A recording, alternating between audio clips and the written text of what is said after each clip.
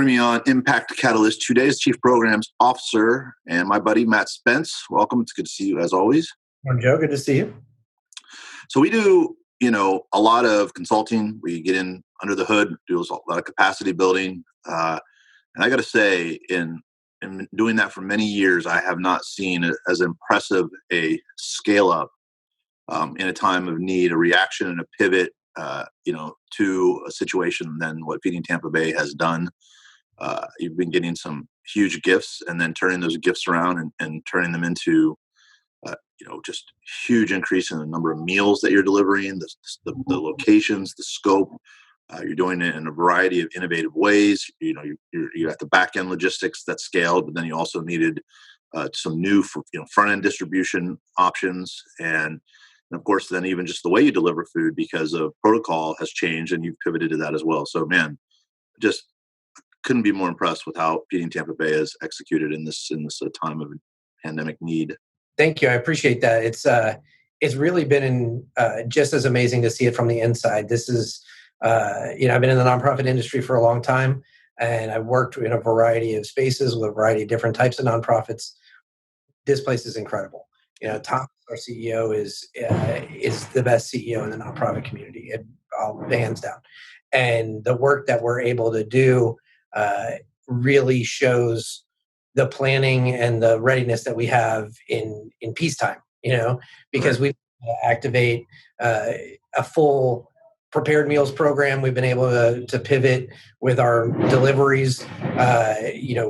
We've seen the need go up 400%. We had almost 50,000 hits on our Find Food page on our website last week. Wow. And, we pivoted from doing a mobile distribution, which, serves about 300 families. We were doing 25 to 30 of those a month. Mm-hmm. Now we're up to doing over 100 a month, including a couple of mega distributions where we'll bring, almost 150,000 pounds of food to every Saturday. And we have a couple thousand cars lined up, and we're, making sure families are fed. That's what it's all about here, and we're doing it every way we can. So, what's been the biggest, as it sits now? Then, what's the biggest stress point? Is it money? Is it communication? Is it distribution? What's the critical path in the operation right now?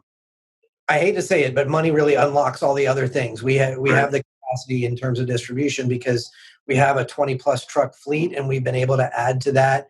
We've had a ton of kind of in-kind donations from businesses who just understand how foundational food is to everything else. And so between money and then just being able to kind of organize and the logistics of all of it, that's really what has been the most critical element, because we have, we're delivering to 50 new mass distribution sites, and we're delivering to thousands and thousands of new seniors. We took a program, Trinity Cafe creates 550 hot meals every day to serve on site in a free restaurant, 2 locations over in Tampa. And we took that model and blew it out to next week. We'll serve 8,500 meals every single day out into the community. And, that's one of the ways that we're partnering with the St. Petersburg Foundation and the work you guys are doing. You're a piece of that work, but that's across 10 counties, and it's to almost 50 different partner agencies, whether those are senior independent living facilities or Ronald McDonald houses or foster family communities, things like that. We're pushing out those prepared meals in all sorts of ways. One of the things I've appreciated in our partnership is the ease that has been to work with Feeding Tampa Bay. We have good ideas, we have a quick call, and they happen. And it's just wonderful that there's, you're not just, it's very efficient.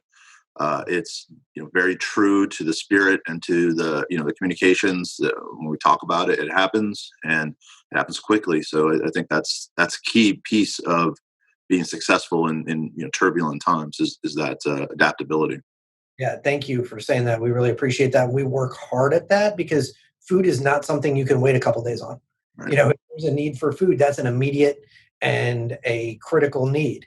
And so when we have partners who want to make a difference and want to help or identify a need somewhere, we have to react quickly and we have to be able to turn on a dime, even as big of an operation as we are. It's the only way we can be true to our commitment to serve all of our neighbors who are in need. And, our specific engagement has been through the Jobs Catalyst program, which is under the St. Petersburg Foundation. I've talked about it a lot on my side. I'd love to hear from your side what appealed to you about partnering with us to do that program. Well, I think it hit a really critical pain point for us, and I think for a lot of nonprofits, because as this crisis rolled out, what we saw immediately was a cratering of volunteerism, right? And not out of a lack of care, but out of a lack of ability to be there, because so much of our volunteer world is people who are retired or people who have a lot more time in their day, as well as people who cut out time, and corporations who sponsor. And so in both of those cases, corporations really weren't in a place where they could encourage their employees to go out into the community and put themselves at risk. Seniors, other retirees, people who had more time in their day, are also in places where they couldn't expose themselves to risk. So immediately our volunteerism cratered. It's pushed back up, but we're still only, about 40 to 50%, and we rely on over 40,000 volunteers a year. So that's a huge acute need. And we saw that across the board with nonprofits, that they had significant increase in requests for need. Like I said, 400% increase in requests for food to our website. Calls are through the roof. People just stopping by our warehouse and saying, "Do you have anything you can give me?" Through the roof. And all of that met at a time when our capacity to respond was really challenged. And so having the Impact Catalyst come to us and say, "Hey, we can get you help. We can get really high quality people who can bring a really desperately needed ability to come in and just respond to demand." And in our particular case, we've hired Kaylee to kind of sift through our response direct into St. Petersburg, into the neighborhoods, and into the community through our partnership with the food trucks. Without Kaylee being there to navigate the day to day of which of the 11 different food trucks we're partnering with are going to show up, and Right. time the meals are ready from the team at the hangar, and all of the different neighborhoods we want to go to, and making sure there's a point of contact. There's just a lot of logistics to it that you need somebody's eyes on. Yeah. And our team is doing all sorts of new things and different things. My healthcare partnerships person hasn't had any conversations with her healthcare partners. She's entirely distribution of prepared meals. Yeah, she's been repurposed. A lot of others have, and so having Kaylee on board has been great. Yeah. So, quick overview of the Jobs Catalyst program. Yeah, the premise is that we're hiring folks who have been laid off or had their income affected by the pandemic, and we're putting them to work for local nonprofits, and then we're paying for that labor out of our crisis relief fund at the St. Petersburg Foundation. So, in this case, this is our biggest engagement. You generously offered up $20,000 in matching, which people are taking advantage of, and we'll have the URL for that. It's stpete.foundation/match/BTB. And with that, we have hired the food truck convoy, which has a number of trucks, and each one of those trucks has 2 or 3 people working with them, and we're able to pay their wages to deliver the food. We're able to pay for Kaylee to do that coordination work. And then also for the production of the food in a partnership with Steve Westfall, and paying for some of the actual food, and then for some of that labor as well. And all of that has led to a successful increase over time in the number of meals and the number of locations. And I think tomorrow, well, actually today, when this airs, is a milestone. Can you talk about that milestone? Yeah, we're going to hit our 10,000th prepared meal into the community in South St. Petersburg. And I think that's really important to note, because it reflects where the original donation came from. We had a partner that said, we want to do something for the kids and for the families who can't come to mass distributions, who aren't able to get to their school where they can go and do a drive-through to get their free and reduced lunch, who can't go to the community center, whether they're compromised or just don't have the reliable transportation to get there, we need to figure out how to get food to them. And so the opportunity that we have with the food truck partnership was perfect. It was our way of saying to that donor, yes, we're going to make that happen. We're going to utilize this money, and not only are we going to utilize your money, but we're going to hang it out there and say, hey, please come match it. Yep. Double the impact. And we are able to turn that into meals in the hands of kids who normally depend on 10 meals a week from their school. I think people don't realize a lot of kids get free and reduced breakfast and lunch every. If they're part of an after school program, they might get a dinner as well. Yep. And so their meal plan was totally destroyed when schools closed. And we've been able to pivot to respond, but getting 10,000 meals out is just amazing. Yeah, it's been fun, and the food truck convoy is a great outlet for that. Drew Rabin, got to give him a shout out. And it's fun. They've got T-shirts made. They're hitting, I think, 13 locations now. They've got on their Facebook page an interactive map that shows daily where they're going to be dropping food off.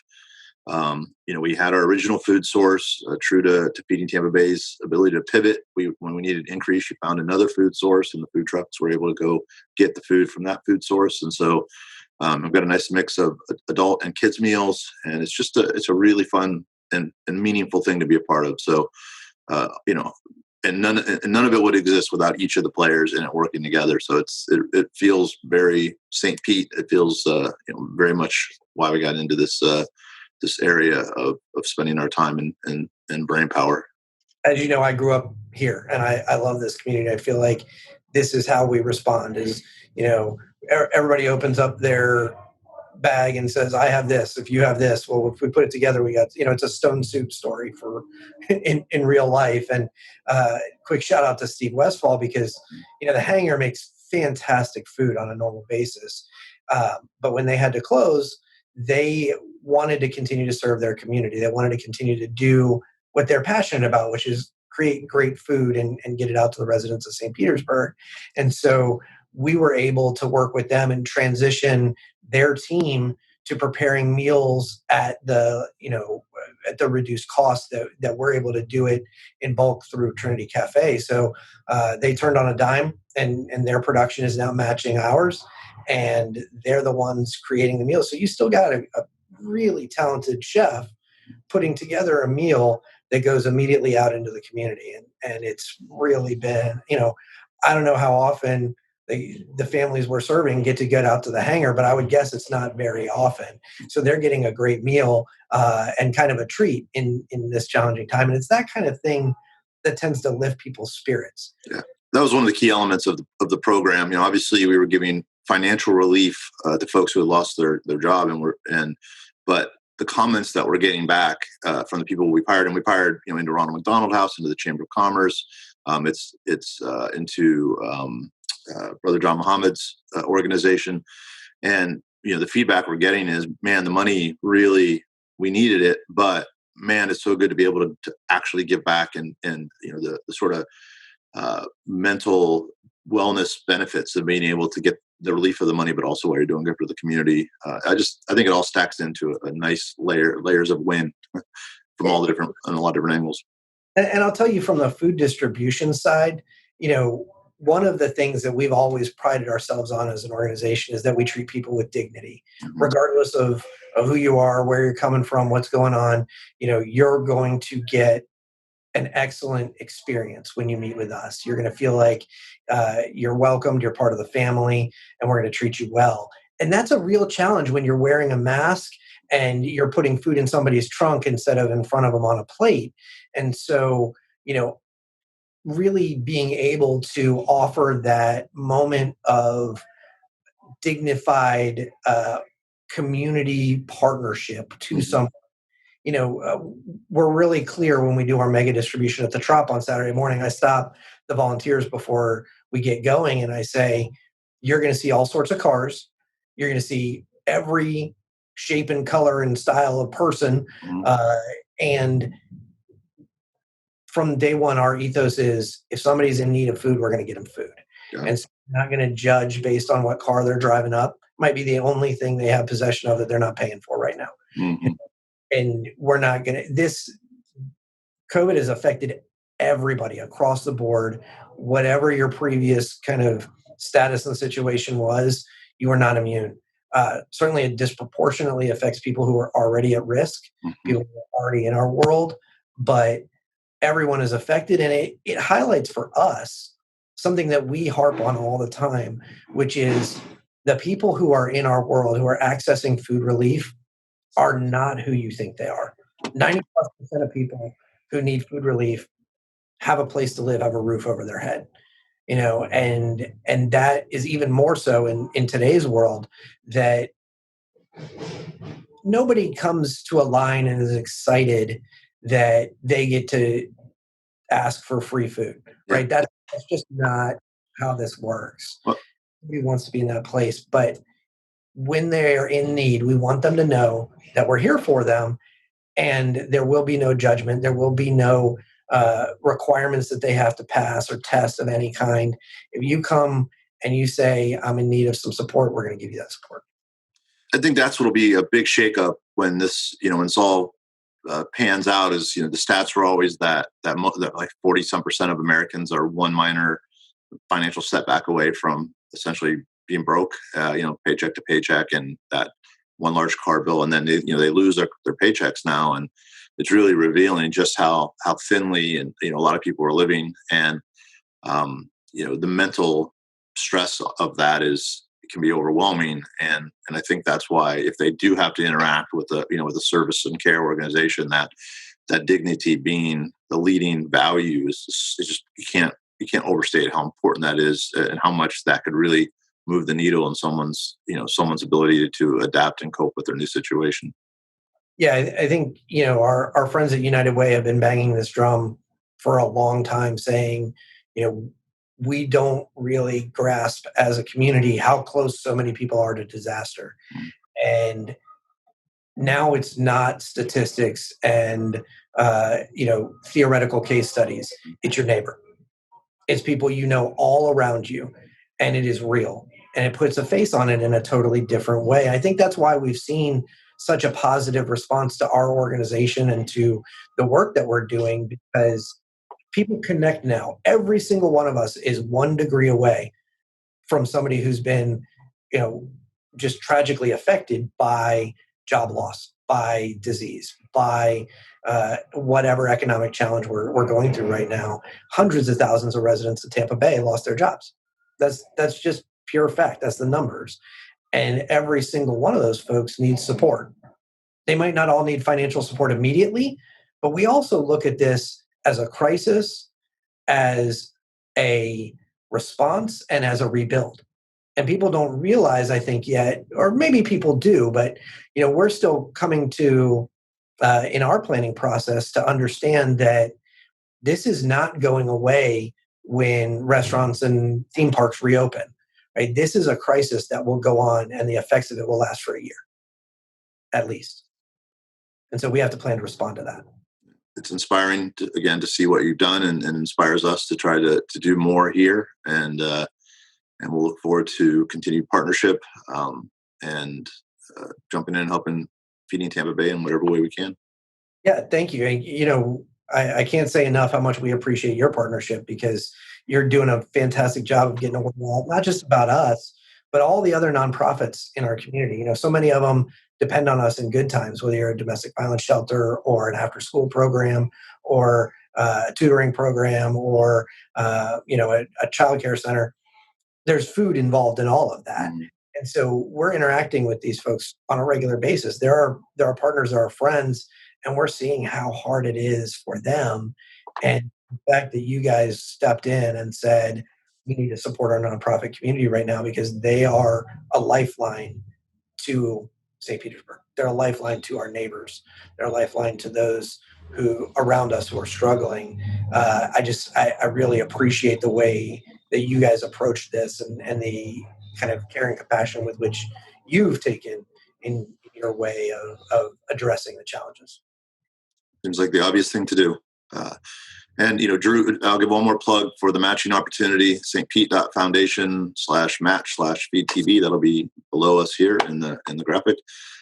Drew and I spoke on the phone last night for about a half hour, and he says the demand is increasing. They're adding locations, so demand is going up, and we have now the capacity to expand, to do more locations, to bring in more food trucks. As you said, money is the restriction on the amount of good we can do. And I know there's a lot of demands. Everybody's raising money right now. It's just you can't turn around and see it. I think I like ours because it has those multiple layers where we're helping on one side the folks who've been laid off, on the other side, helping the community through helping the nonprofits, and then with the matching opportunity, then you're increasing the value there as well. So I think there's a lot of value for every dollar put into the Jobs Catalyst program, and I would encourage you to consider it. That's why we put our lot in with you. That's why we were the first check in there, because we see the value. And I would add in one more thing, Joe, that if you or somebody is in need of food relief, is in need of support, there's no shame in asking for help right now. There's none at all. And like I said, 50,000 people visited our website this week to find out where they can go get food assistance from us. So just feedingtampabay.org/find-a-pantry, or the find food button on our website. We're getting food out there more often and in more ways than we ever have before. We're in St. Petersburg multiple times a month, every Saturday at the Trop from 9 to noon. We are getting food to where it's needed. And please, if you know somebody in need, if you are somebody in need, find out where we're going to be and come see us. Wonderful. Thank you, Matt. Thanks, Joe.